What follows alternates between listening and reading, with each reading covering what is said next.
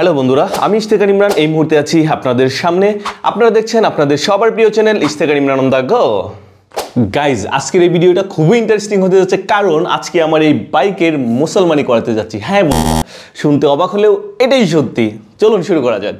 আমি যদি আপনাদেরকে একটু দেখাই, এই মুহূর্তে স্ক্রিনে আপনারা আমার বাইকের যে প্রাইভেট পার্টসটা সেটা দেখতে পাচ্ছেন। এখানে তিনটা নাট আছে, 1, 2 এবং 3। আমাকে প্রথম হচ্ছে এই 6 নম্বর এলএনগিটা দিয়ে 1, 2, 3 এই তিনটা নাট একদম খুলে ফেলতে হবে। আপনাদের সুবিধার জন্য আমি আগে থেকে একটু স্ক্রুগুলো ঢিলা করে রেখেছিলাম, যেন ভিডিওটা খুব বেশি বড় হয়ে না যায়। এই তিনটা নাট খোলার পর হচ্ছে আমার বাইকের প্রাইভেট পার্টসটা একদম টোটালি বের হয়ে আসবে। দেন হচ্ছে আমি 1, 2 অ্যান্ড ফাইনালি 3।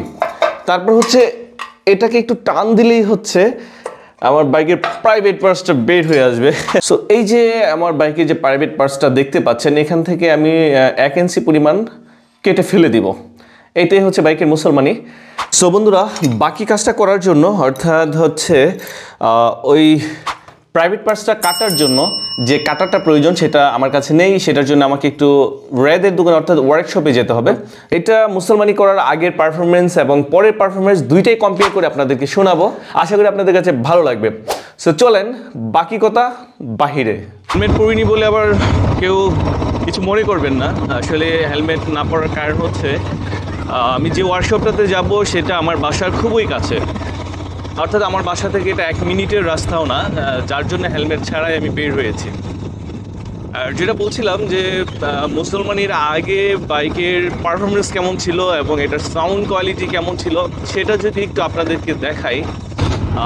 আচ্ছা, মুসলমানির আগে আমার একজস্টের যে সাউন্ড কোয়ালিটি এটা অনেকটা এরকম। আমি যদি একটু থ্রটল দিই তাহলে বুঝতে পারবেন।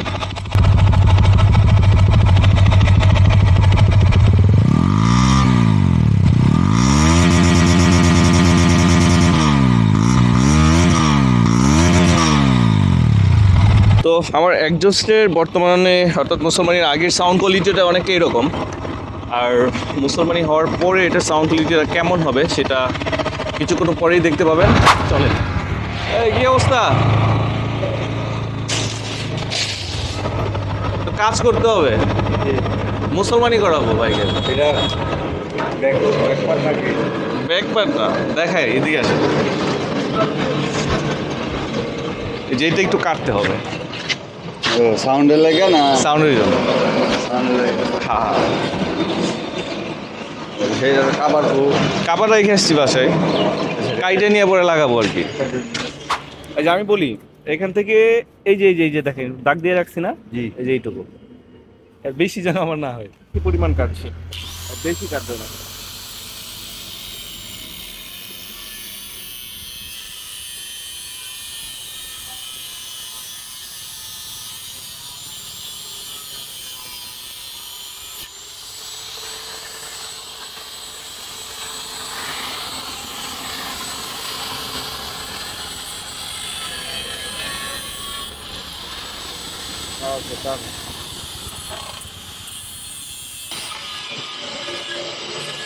ঠিক আছে ভাই, চলবে।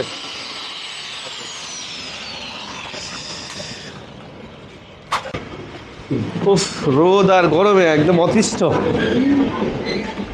তো কাজ তো শেষ।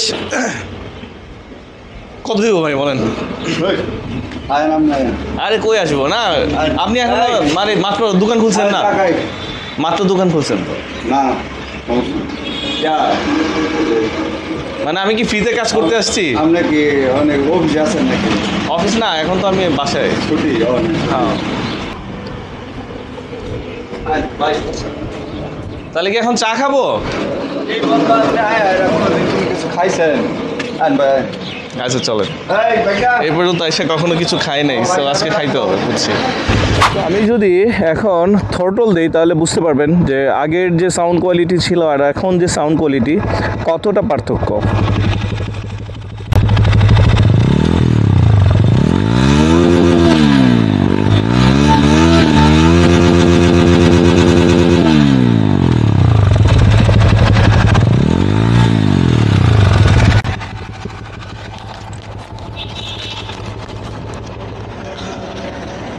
সো বুঝতে পারছেন এই হচ্ছে ডিফারেন্ট, আগের থেকে ভ্যাজ মানে অনেক বেড়ে গেছে, বেসটা অনেক বেশি হয়ে গেছে।